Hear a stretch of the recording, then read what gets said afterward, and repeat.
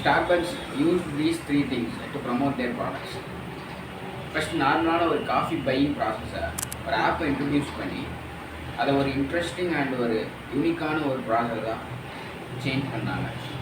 So அப்படி என்ன features வந்து அந்த ஆப்பில் இன்ட்ரடியூஸ் பண்ணாங்கன்னா, அந்த காஃபி இண்டஸ்ட்ரியில் யாருமே எக்ஸ்பெக்ட் பண்ணாத ஒரு டிஃப்ரெண்ட்டான 2 ஃபியூச்சர்ஸ் வந்து இன்ட்ரடியூஸ் பண்ணாங்க.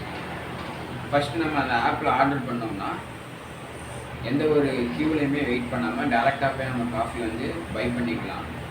நெக்ஸ்ட் நமக்கு வந்த ஒவ்வொரு பர்ச்சேஸுக்குமே ஒவ்வொரு ஸ்டார்ஸ் வந்து அந்த ஆப்பில் வந்து ப்ரொவைட் பண்ணிட்டு இருந்தாங்க.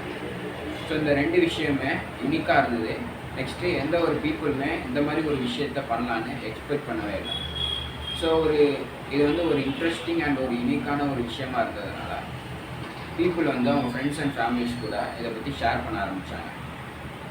ஸோ பேசிக்காகவே நம்ம என்ன பண்ணுவோம்னா, நம்ம ஏதாவது ஒரு விஷயத்த புதுசாக எக்ஸ்பீரியன்ஸ் பண்ணோம்னா, ஏன்னா ஏதாவது புதுசாக கற்றுக்கிட்டோம்னா அது மற்றவங்களுக்கும் நம்ம ஷேர் பண்ணுவோம்.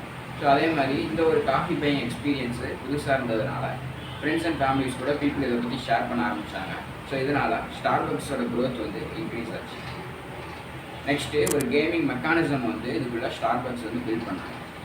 ஸோ எப்படி இந்த கேமிங் மெக்கானிசமை பில்ட் பண்ணாங்கன்னா, நான் ஆல்ரெடி சொன்ன மாதிரி ஒவ்வொரு பர்ச்சேஸுக்குமே ஒவ்வொரு ஸ்டார்ஸ் வந்து கஸ்டமர்ஸ்க்கு ப்ரொவைட் பண்ணிட்டு இருந்தாங்க. ஸோ இந்த ஸ்டார்ஸோட கவுண்ட் வந்து இன்க்ரீஸ் ஆக அந்த கஸ்டமரோட லெவலும் அந்த ஆப்பில் வந்து இன்க்ரீஸ் ஆகிட்டே இருக்கும். ஃபார் எக்ஸாம்பிள், இப்போ ஒரு பர்சன் வந்து ஃபஸ்ட் லெவலில் இருக்காங்கன்னா அவங்கள்ட்ட ஒரே ஒரு ஸ்டார் இருக்குது. இன்னொரு பர்சன் வந்து 10th லெவலில் இருக்காங்கன்னா அவங்ககிட்ட 10 ஸ்டார்ஸ் இருக்குது. ஸோ இந்த ஒரு விஷயம் வந்து ஒரு ஸ்டேட்டஸாக கன்வெர்ட் ஆக ஆரம்பிச்சிது. இப்போ நம்பர் 1ஐயும் இந்த 10ஐயும் சில்வர் அண்ட் கோல்டாக எடுத்துக்கோங்க. ஃபஸ்ட் லெவலில் இருக்க பர்சன் சில்வர் அண்ட் 10th லெவலில் இருக்க பர்சன் கோல்டு. ஸோ இந்த கோல்டு லெவலில் இருந்தால் அது ஒரு ஹை ஸ்டேட்டஸ், சில்வர் லெவலில் இருந்தால் அது ஒரு லோ ஸ்டேட்டஸ் அப்படின்னு இந்த நார்மல் காஃபி பையிங் ப்ராசஸை ஒரு ஸ்டேட்டஸாக கன்வெர்ட் பண்ணாங்க. ஸோ இதனால் நம்மளோட ஸ்டேட்டஸை மற்றவங்களுக்கு தெரியப்படுத்தணுங்கிறதுக்காண்டி பீப்புள் வந்து அதிகமாக ஸ்டார்பக்ஸோட காஃபி வந்து பை பண்ண ஆரம்பித்தாங்க. ஸ்டார்பக்ஸ் வந்து என்ன பண்ணாங்கன்னா, இந்த ஸ்டார்ஸை வச்சு ஒரு காம்படிஷன் அண்ட் ஒரு ஸ்டேட்டஸை வந்து பில்ட் பண்ணாங்க. நார்மலான ஒரு காஃபி பையிங் ப்ராசஸை ஒரு ஸ்டேட்டஸாக கன்வெர்ட் பண்ணாங்க. ஸோ நார்மலாகவே நம்ம என்ன பண்ணுவோம்னா, ஏதாவது ஒரு விஷயத்தை நம்ம புதுசாக கற்றுக்கலாம், ஏன்னா ஏதாவது ஒரு விஷயத்தை நம்ம அச்சீவ் பண்ணோம்னா நம்மளை சுற்றி இருக்கவங்களும் அதை பற்றி தெரிஞ்சுக்கணுங்கிறதுக்காண்டி அதை சோஷியல் மீடியாஸில் ஷேர் பண்ணுவோம். நெக்ஸ்ட் நம்ம ஃப்ரெண்ட்ஸ் அண்ட் ஃபேமிலிஸ் கூடயும் ஷேர் பண்ணுவோம். ஸோ இதே மாதிரி ஸ்டார்பக்ஸ்லையும் அந்த கோல்டு லெவலில் ரீச் பண்ண பீப்புள் வந்து அதை பற்றி மற்றவங்க கூட ஷேர் பண்ண ஆரம்பித்தாங்க. நான் கோல்டு லெவலில் ரீச் பண்ணிட்டேன், நீ எந்த லெவலில் இருக்க அண்ட் வாண்ட் எத்தனை ஸ்டார்ஸ் இருக்கு அப்படின்னு கேட்க ஆரம்பித்தாங்க. ஸோ இதனால் ஸ்டார்பக்ஸோட க்ரோத் வந்து இன்னுமே இன்க்ரீஸ் ஆச்சு. நிறைய பீப்புள் அதை பற்றி சோஷியல் மீடியாஸில் ஷேர் பண்ண ஆரம்பித்தாங்க. எதனாலனா தன்னோட ஸ்டேட்டஸ் வந்து மற்றவங்கள்ட்ட காமிக்கிறதுக்காண்டி ஷேர் பண்ண ஆரம்பித்தாங்க. லாஸ்ட்டாக ஸ்டார்பக்ஸ் வந்து அந்த கோல்டு லெவலில் ரீச் பண்ண கஸ்டமர்ஸை ஒரு கம்யூனிட்டியாக பில்ட் பண்ணி அவங்கள ஒரு கம்யூனிட்டிக்குள்ளே இருக்கிற மாதிரி ஃபீல் பண்ண வச்சாங்க. லைக் ஒன்ஸ் ஒரு கஸ்டமர் வந்து அந்த கோல்டு லெவலில் ரீச் பண்ணதுக்கப்புறம் ஒரு கோல்டு கார்டில் அவங்களோட நேமை பிரிண்ட் பண்ணி அவங்களுக்கு ப்ரொவைட் பண்ணாங்க.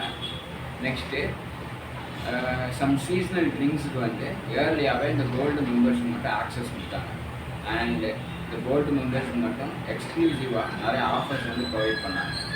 இதனால் என்ன பண்ணாங்கன்னா, அந்த கோல்டு மெம்பர்ஸ் எனக்கு இந்த மாதிரி ஒரு ஆஃபர் கிடச்சிது, உனக்கும் கிடச்சிதா அப்படின்னு ஃப்ரெண்ட்ஸ்டெல்லாம் கேட்க ஆரம்பித்தாங்க. இதனாலையும் ஸ்டார்பக்ஸோட க்ரோத் வந்து இன்க்ரீஸ் ஆச்சு.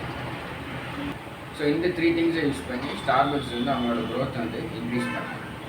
ஸோ ஃபஸ்ட்டு நார்மலான ஒரு காஃபி பையிங் எக்ஸ்பீரியன்ஸை 2 புது ஃபியூச்சர்ஸை வந்து ஒரு ஆப் மூலமாக இன்ட்ரடியூஸ் பண்ணி அது ஒரு டிஃப்ரெண்ட்டான எக்ஸ்பீரியன்ஸாக கன்வெர்ட் பண்ணாங்க.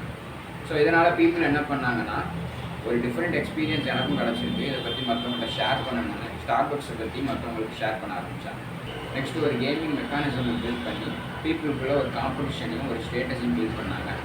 அண்ட் அந்த காஃபி பையிங் ப்ராசஸையே ஒரு ஸ்டேட்டஸாக கன்வெர்ட் பண்ணாங்க.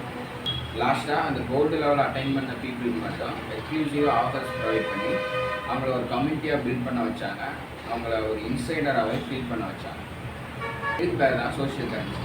இந்த ஒரு விஷயத்தை பெரிய பெரிய பிராண்ட்ஸ்லாம் யூஸ் பண்ணி நம்மளோட நார்மலான பிஹேவியரை அவங்க ப்ராடக்டை ப்ரமோட் பண்ணுறதுக்காண்டி யூஸ் பண்ணாங்க. லைக் ஒரு ஸ்டேட்டஸை பில்ட் பண்ணாங்க, நம்மளுக்குள்ள ஒரு காம்படிஷனை பில்ட் பண்ணாங்க, ஒரு டிஃப்ரெண்ட்டான எக்ஸ்பீரியன்ஸை க்ரியேட் பண்ணி நம்மளை அவங்களோட ப்ராடக்டை தெரியாமையே ஷேர் பண்ண வைத்தாங்க அண்ட் ப்ரமோட் பண்ண வைத்தாங்க.